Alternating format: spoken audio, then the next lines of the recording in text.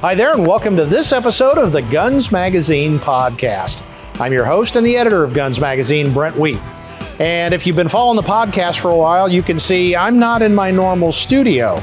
I am actually squatting in Roy Huntington's inner sanctum, his smaller workbench where he does all his gun stuff. And I'm going to talk to Roy in just a moment about the problem of shortages of qualified gunsmiths in America.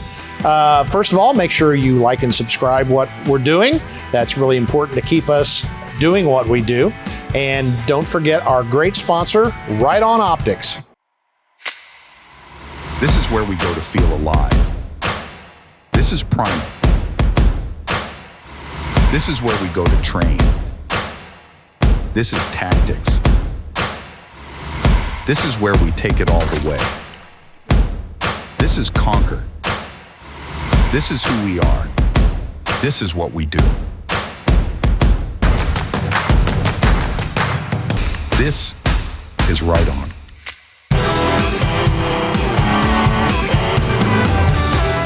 Well, hey there. Welcome to this episode of the Guns Magazine podcast. This is a special one. I'm in Roy Huntington's shop, the inner sanctum. You've probably seen a lot of his videos where he does stuff here. Well, I drove 8 hours just to have him work on my shotgun, and we've done a video on that. Hopefully it's already published by now, but it's my Stevens 5100, and it needed some stock work, and Roy said, where that middle bead on the barrel is missing, and I said, yeah, one problem at a time, and Roy didn't take that for the no, so he immediately started drilling and tapping, and we started talking about it. And he was saying that, it's getting harder and harder to find a gunsmith that'll work on things that aren't quite as mainstream or newer. And we get those comments a lot that people want us to recommend because it's hard to find a good all-round, all-purpose gunsmith that knows a little bit about everything.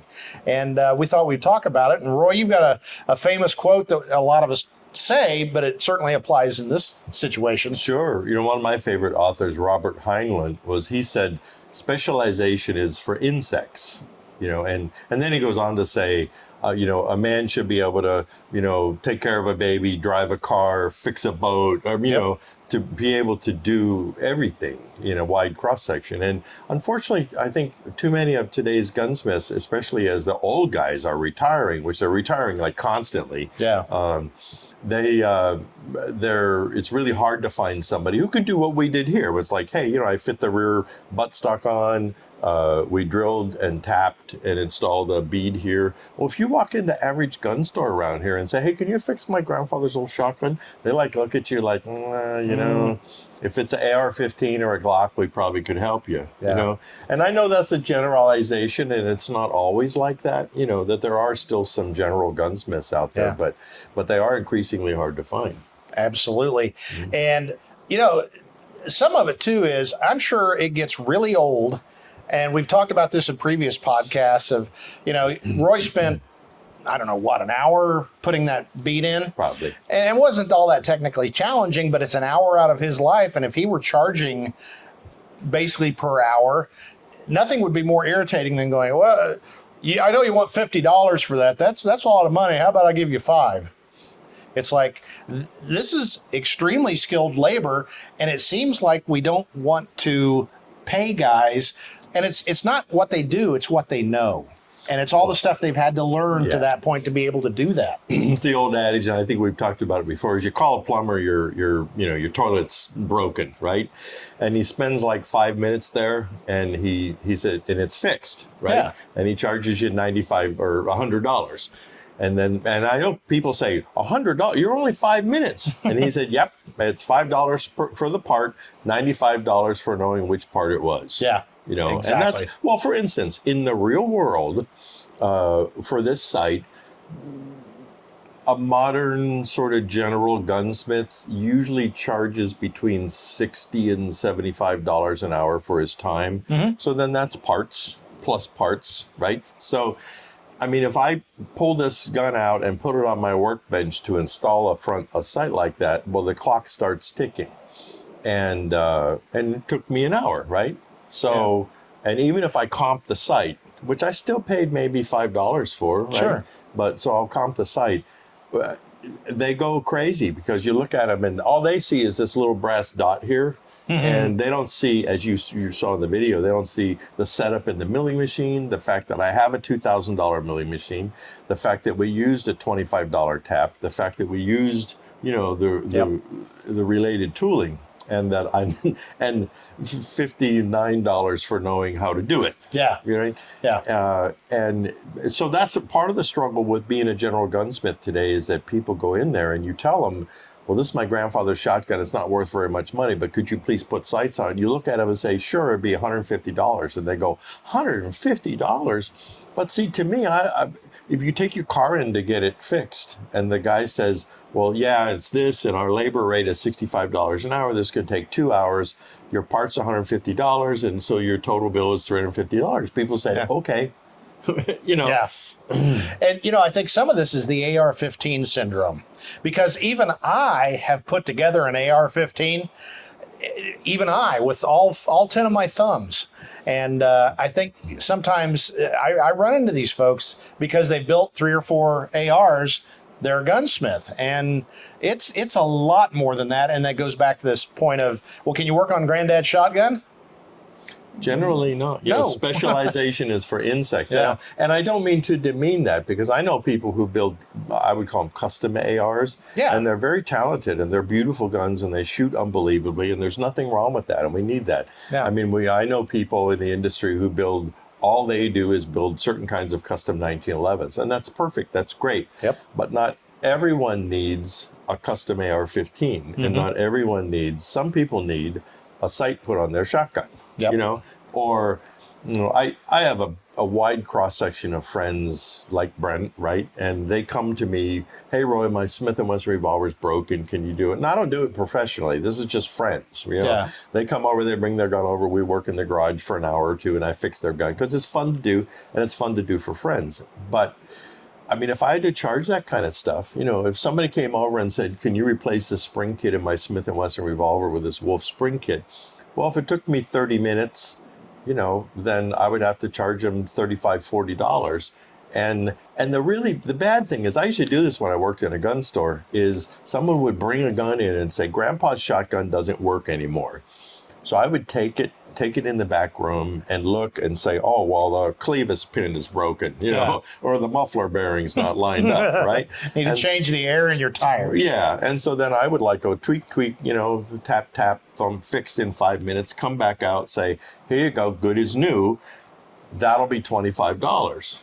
And they go, well, it only took you 5 minutes, but it's back to the plumber analogy. Because, and the point is that his gun got fixed, and that's what's important. And I don't know why there's that break amongst shooters, is that they're so tight-fisted when it comes to that kind of stuff, Yeah. I mean, I frequently have people who I know who say, hey, I've got this Marlin Model 60, okay, well, the world's cheapest semi-automatic 22. There's a gazillion of them out there. Yep. They usually run forever, but people invariably pull the tube feed out and then they kink it or break it or they dent it and it won't feed after Been that. there, done that. Yeah. So, and they don't really know what to do. They don't know, well, you call the gun parts company or you call Jack First Gun Shop or you go to eBay, which is where I find a lot of gun parts, and you'll see one.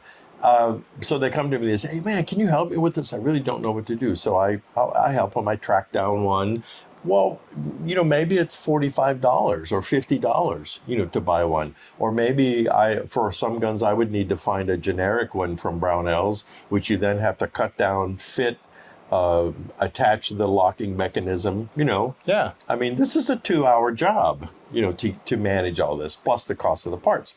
And so what almost always happens, unless this is some miracle special grandpa gun, because I have had people say, would you fix this? I don't care how much it costs. Yeah. Because it's grandpa's gun.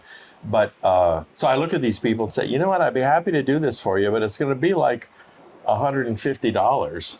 And of course they lose their mind and go into apoplectic shock and pull their hair out and all that stuff. But because the gun's worth $80. Yeah. But the problem is, and this is where gunsmiths go out of business and why so many of them are out of business, is that they go, well, okay, I'll do it for you for $65. Yeah. Which means it costs the gunsmith $60 to work on this gun. So when he does this gun and the client pays him $60, the gunsmith has just lost $60 or $65. And you know what? What is that? Like, positive cash flow? I mean, you can't lose money every time. Yeah. So, well, we were just at a gun store here in Joplin that Roy introduced me a new guy that owns this gun store. Beautiful, crazy, cool guns, but we got talking about expenses. And he was saying his just the gas, natural gas bill went up like $600 or something. and he's got to pay that's money. That. Yeah, he's got to pay that. Yeah, and so I think the lesson here is that, first of all, if you're interested in gunsmithing and you want to learn how to do it, then you should really pursue that, because right now, if you are a general gunsmith and that became known, I promise you could hang a shingle out and you would have more business than you would know what to do with. Yeah. It's really true. We see it because of our YouTube channel, and I'll show things like this or something. Hey, we did this and we fixed this or something. And the comments always end up full of people that say things like, wow, I have this, and would you fix this for me? Or would you fix it? And I don't, because I don't do that. It's not a profession. I'm not licensed for it. I don't do it commercially.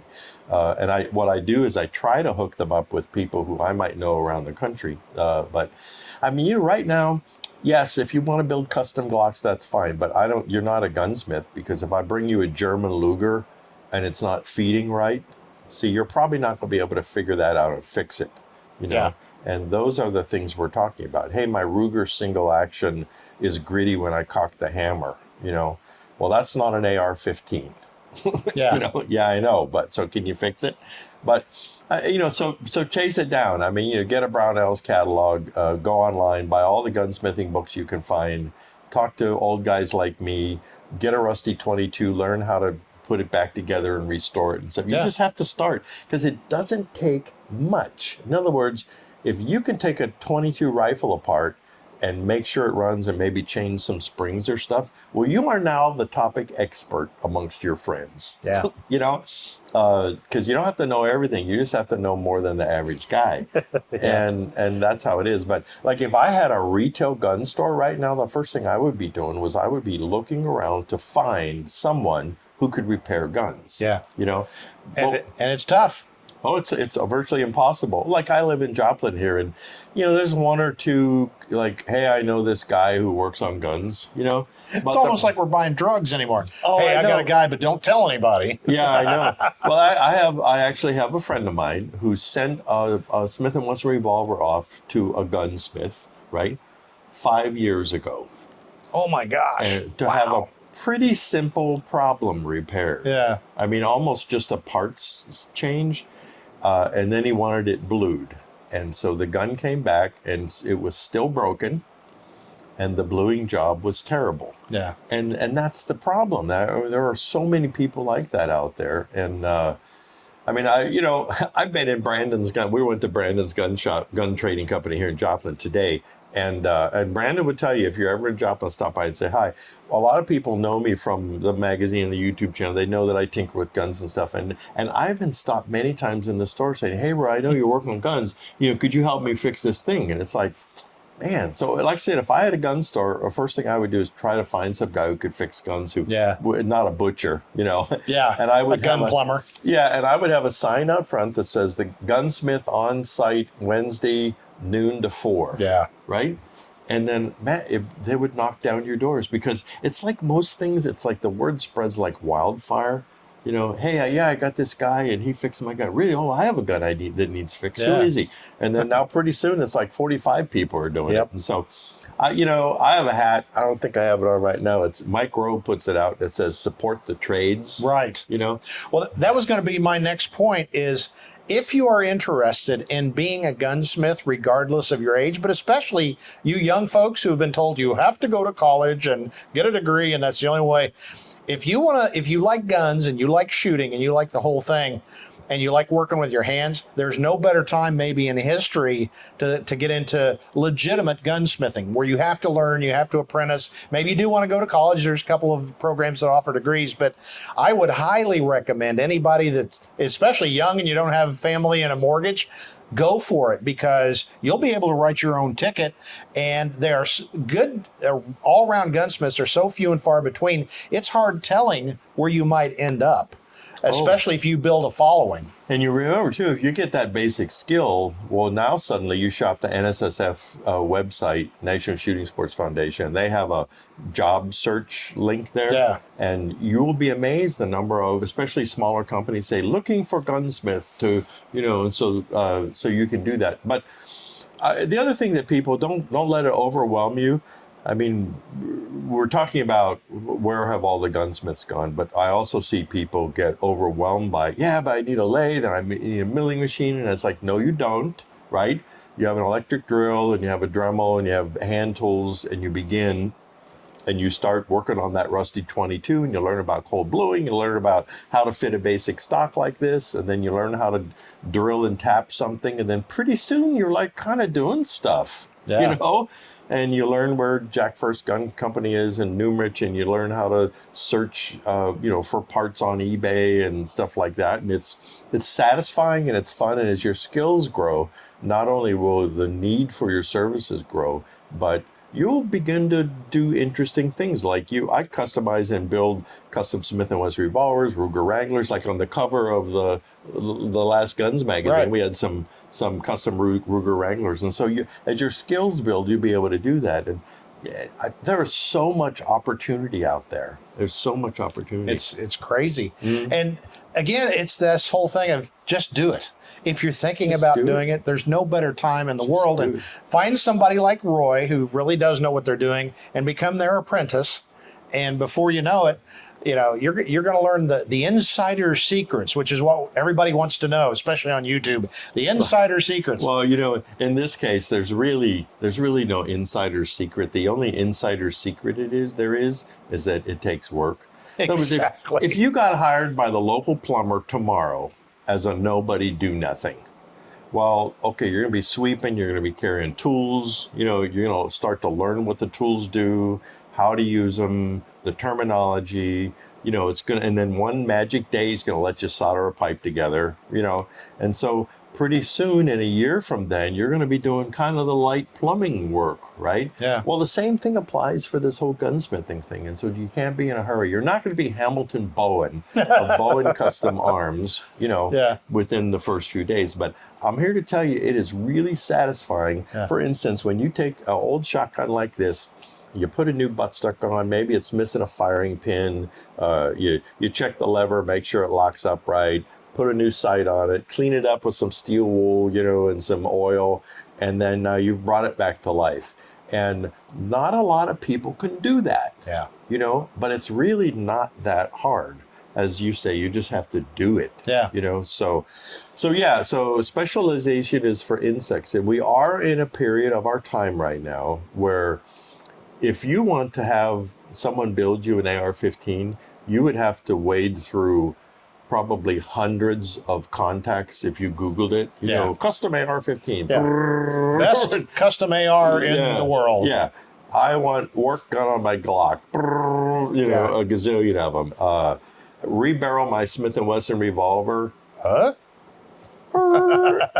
Cue the crickets. Yeah. I bet any person that's watching this video could right now think of one or two or three people off the top of their head that they know, whether professionally or amateur, that can build them an AR-15. They might probably be able to do it themselves. Yeah. But think about who could fit a new bead on Granddad's shotgun.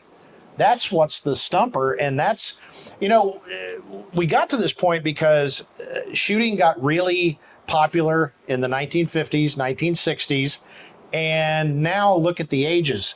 A lot of the gunsmiths, even in their 70s and 80s, finally said, I'm done. It's time for the younger generation. But unfortunately, the younger generation didn't come along. Not really. Yeah. I mean, they are out there. Sure. And I remember when I was editor of Handgunner, I would get an email, for instance, out of the blue. Hey, my name's Jake somebody, and I graduated from Trinidad Gunsmithing School, 2-year general degree. You're not a gunsmith. You know how to use the tools. And you know how to blue a bolt-action hunting rifle, and there's a few things like that. Yeah. But it's a good base. But and then he'll say, I opened up my own shop, and I would love to send you some work. to see, so you could see what I'm doing. And I always used to welcome that, and I would say, absolutely, send me pictures. I want to see what you're doing. Yeah. About 1 out of 10, I would go, okay, this guy's got something going here. But virtually none of them were what I would call general gunsmiths. They wanted to show me their 1911 builds. They wanted to show me their Glock builds. They wanted to show me their AR builds. They wanted to show me maybe they re-blued bolt action rifles. That's what they do. But boy, that guy that wears that general hat, and I'll tell you, Brent, it's why all those old guys are retiring, is because they're tired of not making enough money to keep the doors open, because people won't pay. Yep. And I don't know where that disconnect is for some reason with the guns. I do. As you were sitting there talking, I think part of it is the whole online world that we all live in now. Mm-hmm. If you're interested in rifle bluing, you're on a rifle bluing forum and a rifle bluing website, and you probably go to some special rifle bluing event at the fairgrounds in Colorado. And back in the day, people were interested in a little bit of everything. Yeah, you might be a competitive shooter, but you probably hunted, you probably shot some trap. Your buddy had an old Garand that he was sporterizing. And the whole industry was more holistic, for lack of a better word. And now he's an AR guy, he's a Glock guy, he's a PRC, competitive shooter guy, and that's vertical, it. Very vertical. Yeah. And I guess that's okay, but I'm hoping, and I feel like we're seeing some signs of this. We've had a whole new generation of shooters in the last 5 years. And the funny thing is, in the industry, everybody's talking about how do we get them involved? Well, a lot of them fell off. There's a lot of guns sitting out there were fired less than a box, and they've never been fired since. But I'm encouraged that I'm seeing a lot of younger shooters that are saying, I've got these old double barrel shotguns. What's that about? Yeah. Or, bench rest, it's really cool. Or revolvers seeing a huge resurgence. Yeah. So I guess I'm kind of preaching that in this day and age, there's nothing wrong with liking it all and liking the whole world. And once you get, like you said, specialization is for insects. And everything about an AR and you can shoot the heck out of them. But are you a well-rounded shooter? I would argue probably not. Well, and the other thing I think to remember is that, first of all, you can buy an AR kit and on a lower for like $250. Yeah. So if you're doing that work, you're basically in a commodity market. Mm-hmm. And so chances are good. If the guy wants a $5,000 AR, he doesn't mind. He's going to pay $5,000. And one of the high-end shops are going to build that. Yeah. But the average schmo, if you want to work for him, in his mind, he says, well, I can get that AR-15 for $400 from someplace. Yeah, and so when you tell him, it'll be $250 to buy and fit a new barrel. Well, I can get a whole new gun for only $350. Yes, you can. And yes, you can. So, but you're right about it's increasingly vertical because I noticed it in the magazine rack. We have a Books A Million here. Mm-hmm. When we moved here, the magazine rack was maybe 50 feet long, right? Yeah. And it was, bicycling and shooting, and woodworking and pottery, right? Yeah. And so now when you go, it's high altitude mountain biking quarterly. Right. Versus low altitude mountain biking quarterly. And then it's not just, pottery, it's turning pots the old-fashioned way, and that's a magazine. Yeah. And then so everybody is increasingly like that. I've noticed that it's like, people say, well, what kind of guns do you like? And I say everything, and then it's like, yeah, but I mean, do you like Glocks the best? Or it's like, no, I really enjoy all of them. Yeah. And they just like, because it's almost like the gun of the moment. What's fashionable right now, and what's fashionable right now is to be able to fix a gun. And so when someone walks in and they have a Ruger Standard Auto that's malfunctioning, or is in parts, because they're always in parts. If you can fix that, and I would not be ashamed of looking them in the eye and say, I can fix this for you. I charge $65 an hour, and I estimate this is going to take about 2 hours, but we'll know more when I get in, and we may need to buy some parts. And if they balk and say, well, I'm not going to pay that, just say, okay.